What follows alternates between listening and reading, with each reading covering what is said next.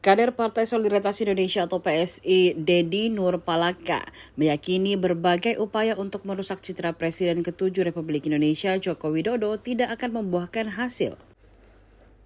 Pernyataan tersebut diungkap di akun media sosial X miliknya yang dikutip Warta Kota pada Senin 19 Mei 2025. Dalam unggahan itu, ia menyertakan foto Jokowi. Dedi menyebut bahwa figur itu telah kokoh dalam benak masyarakat Indonesia. Menurut Dedi, pria asal Solo itu tidak hanya memiliki pengaruh politik yang kuat, tetapi juga telah menjadi semacam simbol politik baru di tanah air. Ia mengklaim penilaiannya bukan sekedar asumsi pribadi, melainkan berdasarkan informasi akurat yang diperolehnya. Lebih lanjut, Dedi memandang apa yang dilakukan Presiden Jokowi sebagai sebuah laku hidup atau aktivitas otentik yang tidak terpengaruh oleh gemerlap kekuasaan, melainkan keinginan untuk berbagi pengalaman langsung dengan rakyat. Dedi pun mengakhiri dengan harapan agar Jokowi kelak memimpin PSI yang diyakininya akan melahirkan gaya politik baru.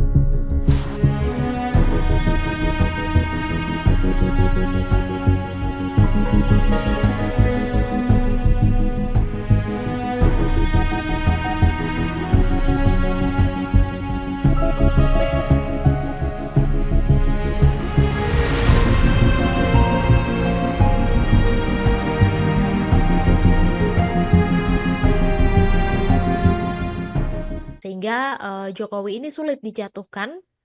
Dan dia juga menyebut kalau berbagai isu yang diembuskan untuk merusak nama baik Jokowi selama ini tidak pernah mempan. Dan Dedi juga memuji Jokowi sebagai tokoh yang membawa pengaruh politik baru di Indonesia. Dan penilaian terhadap Jokowi ini menurut Dedi juga bukan sekedar asumsi pribadinya saja, tapi dia juga mengaku sudah mendapatkan informasi akurat mengenai sepak terjang Jokowi.